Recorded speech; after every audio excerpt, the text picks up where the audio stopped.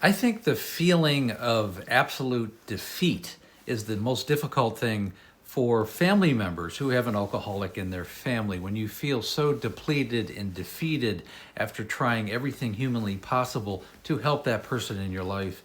In my wife's case, I can remember, after going to, I don't know how many rehabilitation facilities, probably 5 or 6 at this point. And, I remember just coming home from work, and she'd be sitting on the front porch. I remember one time, I remember driving up in the driveway. I go, "Oh, what are you doing on the front porch? Looks like you're just kind of hanging out." And then a car pulled up. We live in a cul-de-sac, and the car pulled up, and she got up, and she was on crutches at the time because she was waiting for a knee replacement surgery, and she had actually failed being able to have that operation because in the pre-op, they had found alcohol in her bloodstream and they couldn't operate on her. So she ended up having to walk around the last 4 or 5 years of her life on crutches, just because she wasn't able to get the operations that she needed. But then, the car pulled up and she would, on her crutches, walk down the sidewalk and get into the car. And I'm going, "Where are you going?" She goes, you know where I'm going." I just went, "Really?" I mean, in broad daylight, she was going, it was an Uber, and she was just going over to get more alcohol. And you just look at that, and I can remember walking up to the Uber car's driver and goes, "Please don't take my wife. I mean, she's a severe alcoholic. She just wants to go to the grocery store, the 7-Eleven across the street, and get alcohol. Okay?" She goes, "Well, she's called the ride. I mean, I'm going to take her." And it's just, you just feel so defeated because no one is in your corner. Nobody. They're doing their job and they don't want to get involved in anything. And it's a very unfortunate and sinking feeling for anybody that has an alcoholic in their family. Again, I have a complete coaching program that's designed to help both the alcoholic and the family itself, as it's a family disease. Set up a breakthrough call. It takes about 45 minutes or so. We're going to do a deep dive into what's going on with you and your family. The call is free. The course is definitely not. But I'm looking for people who want to, change their life and the life of their family.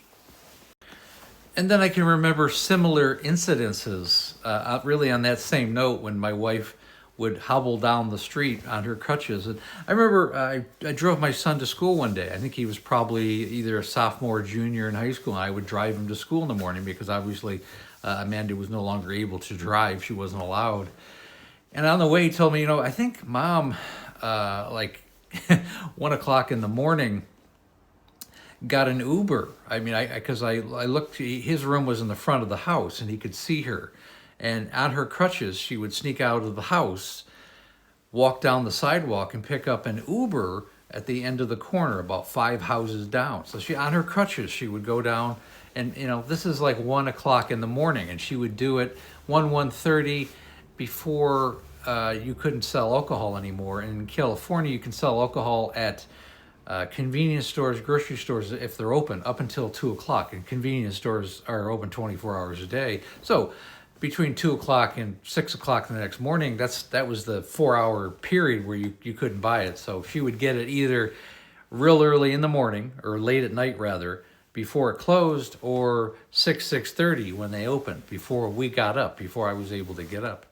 And I can remember my son telling me this story. I go, "Yeah, I mean, she's she's hobbling down the sidewalk in the middle of the night so she could go get alcohol." I just went, "Yeah, I know, Griff. I don't know what to do anymore, but And I remember having those kind of conversations on the way to school. And again, if you have an experience like this in your life, if you have an alcoholic in your family, or you're the alcoholic who maybe has gotten through this, that's always a great story. Share those stories because it's very interesting. I tell these stories really so that they can resonate with other people who are in this similar situation, or they find themselves in this situation, or if they're in a situation where being aware of what's going on is so important, and to bring this malady out of the closet so that people can talk about it and share their stories. It's so important. It's the road to sobriety and to health by exposing this. And really the saddest thing is it's so heartbreaking to watch somebody struggle with this disease. And you have to realize you can't want something more for somebody than they want it for themselves. And they have to want to get sober. And it doesn't make any difference how many group therapy meetings they go to, or outpatient or inpatient therapy, if it's, detox rehabilitation facility. It doesn't matter unless they do the work and they're ready to take full responsibility for their disease. It's probably not going to be successful, unfortunately, because it's heartbreaking. I used to see my wife; she'd be on the floor drunk at night, just literally passed out, and it got to be normalized. I remember one time she was passed out in the downstairs bathroom. Her head was on right next to the toilet, and you're just like looking at her, just going, what are you doing? Why are you here? How did you get here?